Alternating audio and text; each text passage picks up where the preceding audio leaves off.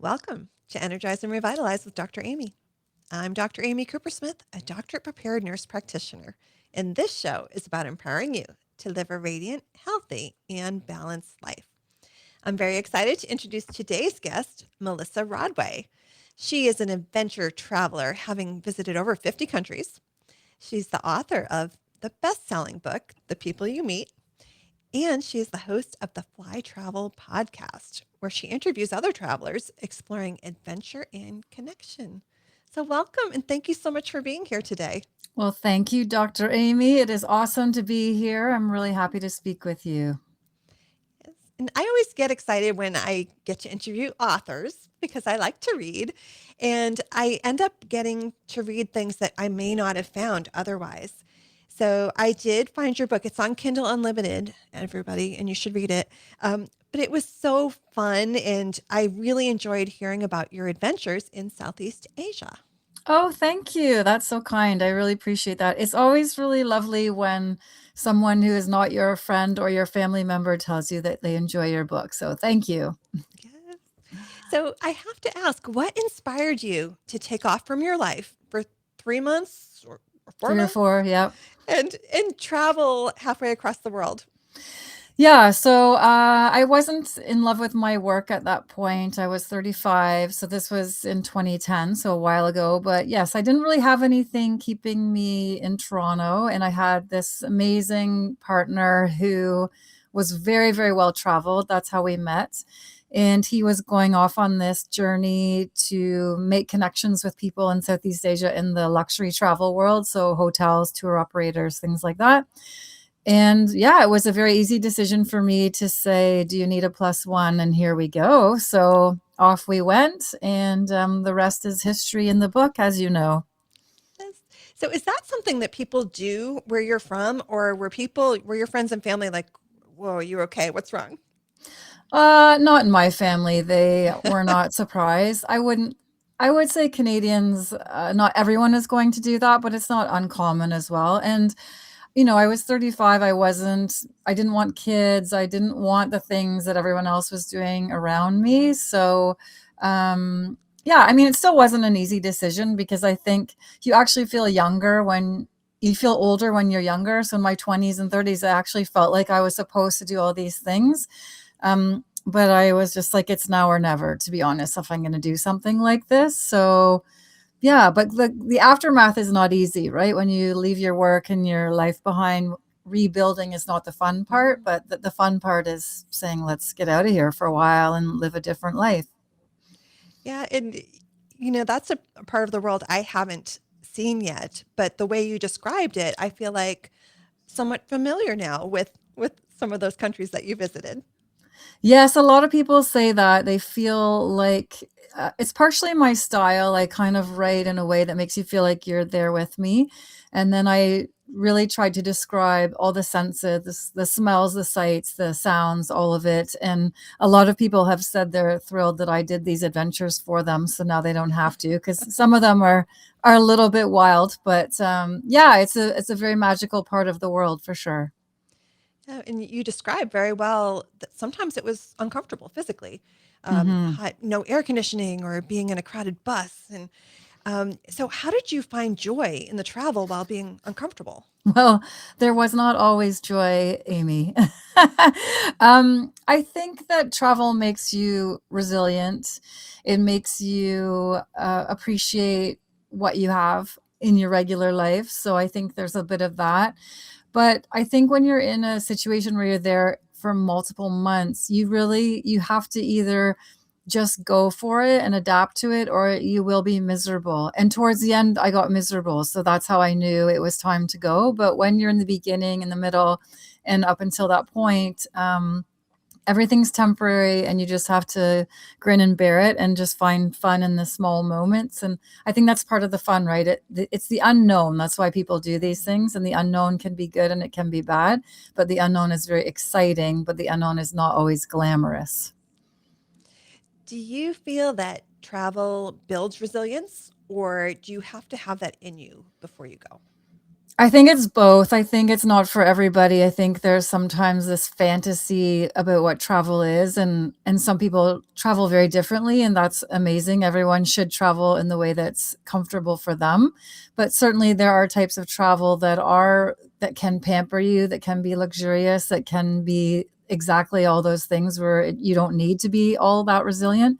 But if you are going on an adventurous trip, I think even signing up for it shows some resilience. And then I think the more you do it, the more resilient you become because you kind of realize what is stressful and what isn't. And it just, things are going to constantly go awry and you have to just roll with it. And if that's not for you, then you just abort the plan and you go home or you go to a nice hotel. But so I think there's a bit of both at play. So you mentioned your partner was investigating different aspects of luxury travel. So Mhm. you did get to have a little bit of luxury. Absolutely. So I would say 90% of this trip was backpacking, 10% was luxury. And this trip wasn't the first time I had experienced that. So we had been together for about 4 years or yeah, 4 years prior to us even doing this. And he'd always worked in that world, but he was very, very well versed in backpacking. So we would go on these amazing trips and then we'd have little like splashes of luxury here or there. And on this trip, it was, yeah, we were usually maybe one night a week, 2 nights a week in a luxury hotel, and the rest was guest houses and cheap hotels and not too many hostels until we got to China. But there was certainly a huge variation in the accommodations what we were staying in. So how do you pack for something like that? Yeah, that's very difficult. We made sure to have 1 or 2 really, really nice outfits for the hotels. I mean, we would show up there looking like backpackers, we were sweaty, we had our hiking boots on, T-shirts, we looked awful, and we had big backpacks. We weren't, like, traveling with rolly bags, so as soon as we showed up at the hotel, we did not fit in. So we tried very quickly to always get out of the lobby. Not that anyone really cared. I mean, in the grand scheme of things, nobody really cares about anyone but themselves. We all know this. But I think it's still you have this moment where you see other guests arriving and they're in their crisp, beautiful linen outfits, and we did not look like that. And the hotel staff, they were always very kind and gracious to us because actually, when you're with somebody who's in that industry, they do treat you very, very well because they're trying to make future sales and future connections. But yeah, we made sure we had like an outfit to wear at breakfast that wasn't backpacker like and all that kind of jazz. But mostly we were wearing backpacking clothing and the climate was mainly hot, but there were a few areas we were in that were colder, more long sleeves. But yeah, I mean, really it was pretty bare bones in the old what was in my bag situation. So it wasn't a bougie kind of kind of No, trip. no, and my like two fancy outfits were not fancy at all. Well, I can imagine they'd have to be able to withstand being in a backpack for all that time.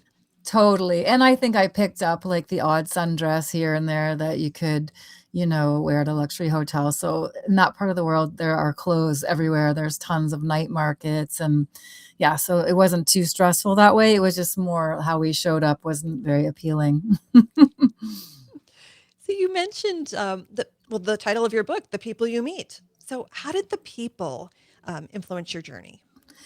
It's always about the people, so I think anyone that travels a lot, you can go to countries that you love and you feel instantly at home and they're magical. But I would say the reason for that usually is the people that come across your path. And this can be fellow travelers, this can be a group of local people, this can be someone you meet in a restaurant. It can be everyone and anyone.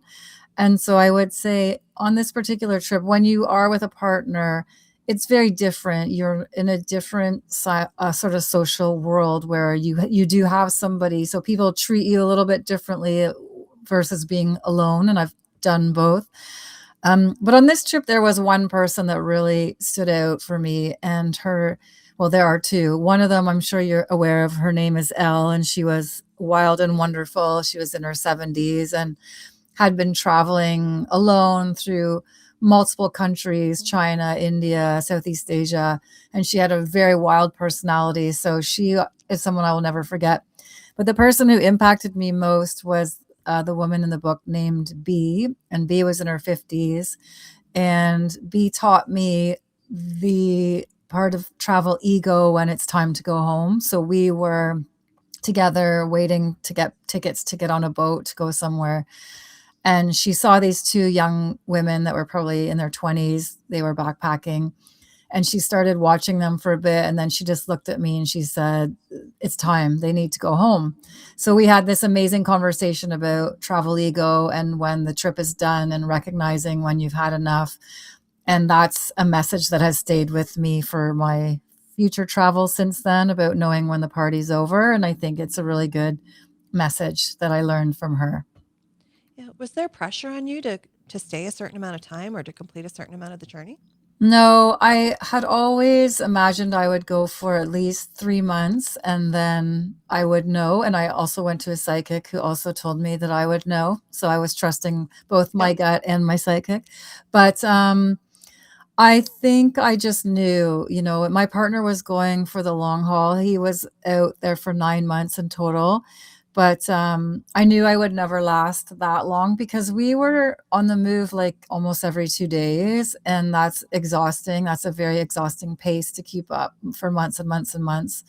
You're in a new bed almost every night. You're on long haul buses and trains, and it gets really, really tiring. And for me, I got to a point where it became like a job and I wasn't really seeing things anymore. I was just kind of more angry. Oh, And when we were in those luxury hotels in the beginning, we just used them as a place to sleep and go to the pool or whatever. But more towards the end of my time, we were hiding in those hotels just because we were exhausted. And so I just knew that it didn't matter what I saw or did anymore. It was no longer impacting me in a positive way. And I knew it was time to go. So that was a huge lesson for me and one that I have carried with me in the time since for sure.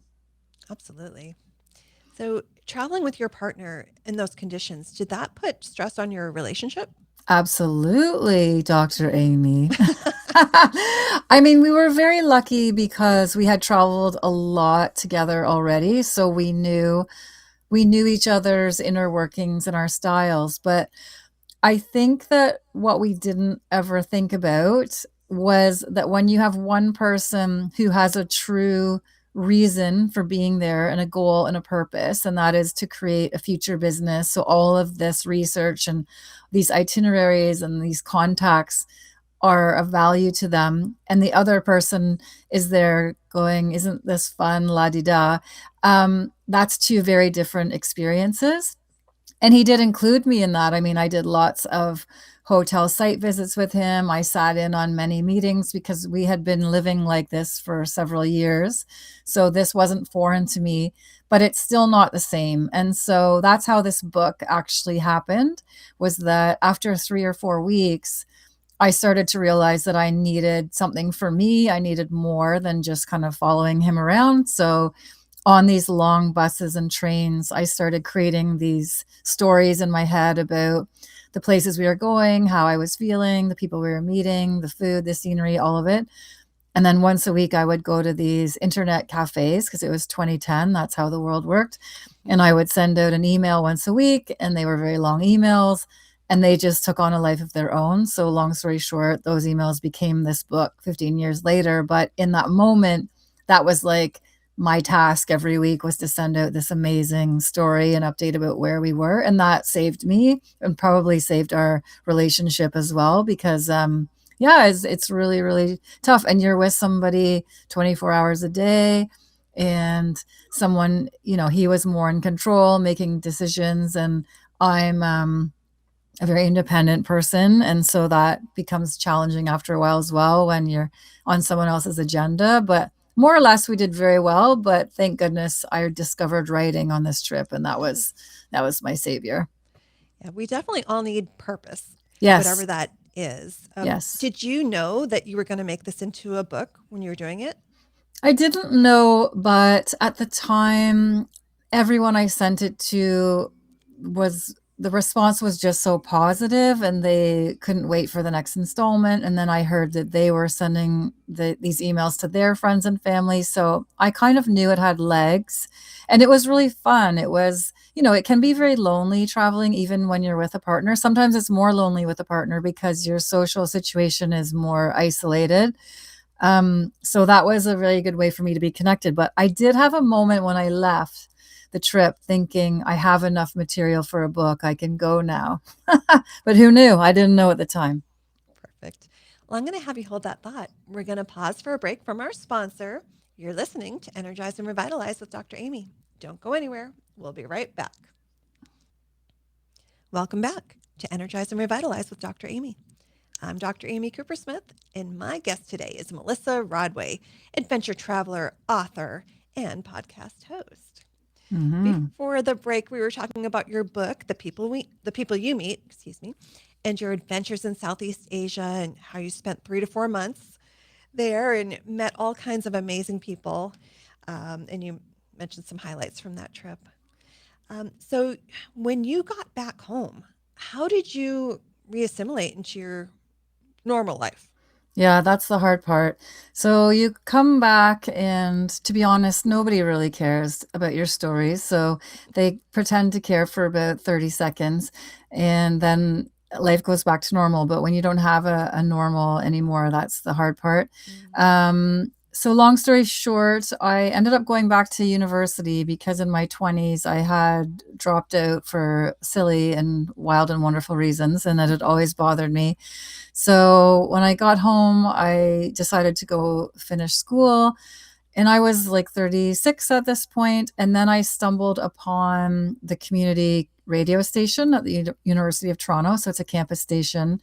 And I'd always wanted to do what you're doing. I wanted to have a show, I wanted to be on radio. And so I ended up creating an adventure travel show called Fly Travel Radio.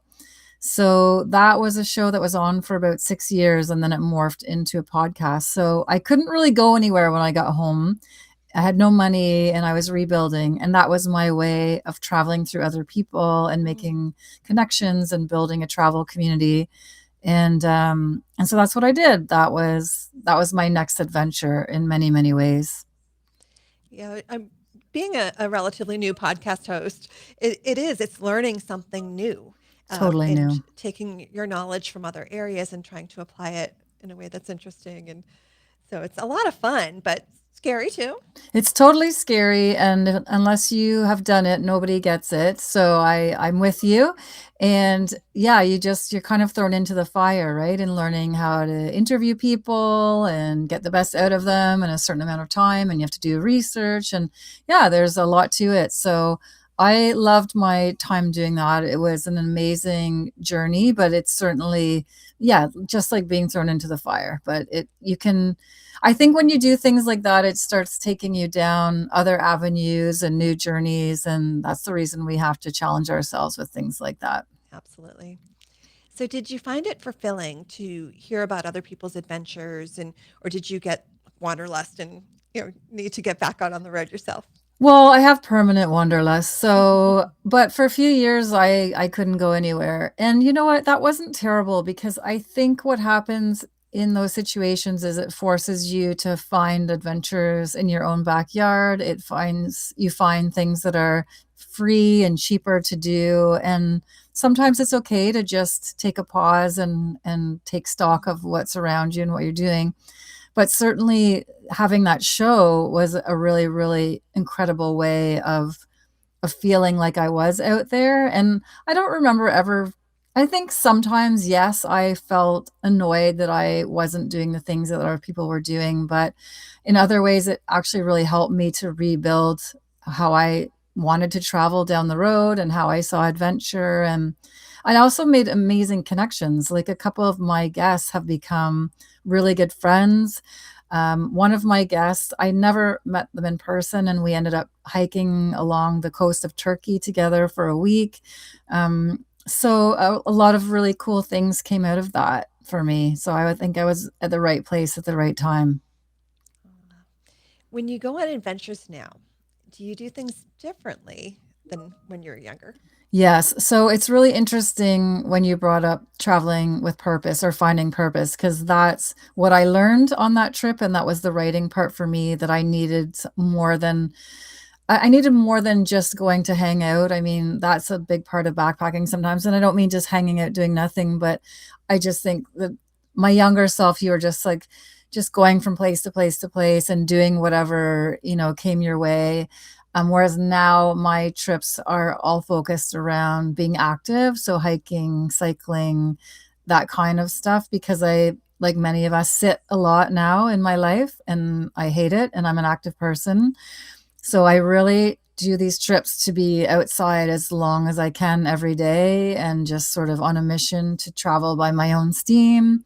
And I also like that camaraderie with people on hiking and cycling trips, where you're in this together on kind of this major, voyage. It's very, very exciting. So that's how I travel now. It's more geared towards that kind of lifestyle than drinking excessively and getting up to trouble.